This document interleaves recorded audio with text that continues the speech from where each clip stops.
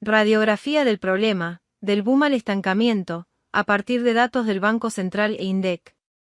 Para entender el problema del sistema y la crisis de morosidad, hay que mirar el ciclo completo del crédito en los monitores del Banco Central, que muestran un cambio de tendencia drástico. Tras una fase expansiva previa, el crédito se estancó. En abril de 2026, el saldo real de financiaciones totales al sector privado no presentó variaciones de magnitud respecto al mes anterior, registrando una leve caída del 0,2%. El freno impactó de lleno en el mostrador local.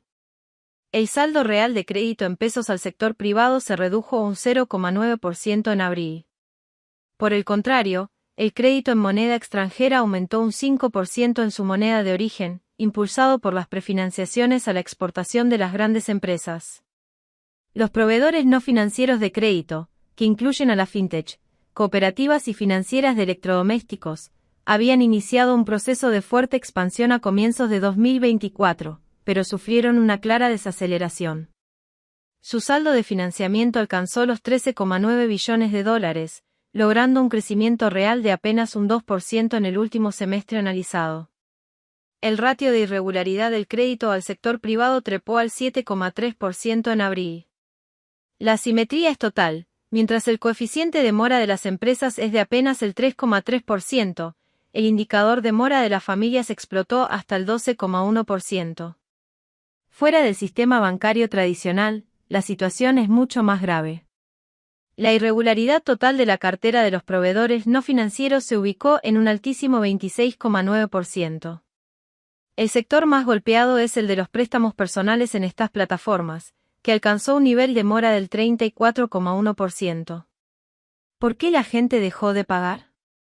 El salto en la morosidad no fue un acto de irresponsabilidad masiva, sino el resultado de un cortocircuito entre la psicología del consumidor y el violento cambio de sistema operativo macroeconómico que sufrimos el año pasado.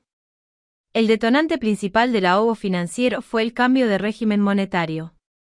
A partir de abril de 2025, el BCRA dejó de fijar una tasa de política monetaria y avanzó hacia un esquema de mayor flexibilidad.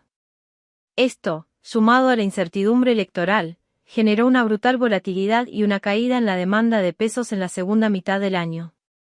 Para frenar la corrida, el sistema aplicó un torniquete, las tasas de interés se dispararon, con la tasa Tamar promediando un 51% y la Valar tocando picos mensuales del 48% y 50%. Esta subida enorme impactó de lleno en los créditos a tasa variable y en la refinanciación de tarjetas, volviendo impagables los saldos de la noche a la mañana. El consumidor no esperaba ganarle a la tasa en términos reales absolutos, sino reducir el peso de la cuota fija sobre su sueldo a lo largo del tiempo. Aceptaban tasas nominales muy altas porque calculaban que con la inercia inflacionaria, la última cuota representaría un porcentaje mucho menor de sus ingresos. Al frenarse la inflación y dispararse el costo de fondeo, ese plan se rompió y la cuota final dolió tanto o más que la primera. Soluciones potenciales, el parche de reinserción propuesto y ejecutado. Mantener a millones de personas inhabilitadas en el sistema financiero por deudas atrasadas de microconsumo es destructivo para la economía formal. Se necesitan herramientas pragmáticas de reinserción. El Banco Nación acaba de lanzar un plan masivo para regularizar deudas en mora dirigido a usuarios con clasificación 3, 4 o 5 del BCRA. Permite refinanciar el clavo de consumo en hasta 120 cuotas, 10 años, ajustadas por UVA, dándole una vía de escape a autónomos y monotributistas para limpiar su historial crediticio. Se podría sancionar una ley de insolvencia familiar que permita un refactor judicial de la deuda para quienes cayeron en mora por pérdida de poder adquisitivo. Las centrales de riesgo deberían reducir su ventana de retención de datos a un máximo de 6 meses tras la cancelación de la deuda, terminando con la condena perpetua. Dada la persistencia del monopolio bancario sobre las cuentas sueldo, una reforma clave sería obligar por norma al cruce de historiales crediticios en tiempo real entre bancos y fintechs. Esto resolvería en simultáneo dos grandes cortocircuitos del sistema. Primero, mitigaría el riesgo de sobreendeudamiento veloz en múltiples plataformas por parte de usuarios que toman créditos en cadena sin calcular el costo financiero total. Segundo, rompería las asimetrías de información, forzando una baja de tasas para aquellos clientes con ingresos estables garantizados cuyos perfiles hoy se encuentran cautivos en los hilos de la banca tradicional. El abismo del crecimiento, fortalezas, fallas y el spread bancario argentino. Para entender cuánto le falta crecer en crédito al país, hay que analizar el sistema financiero desde arriba. Argentina corre hoy con un sistema bancario que es un enano en relación al tamaño real de su economía.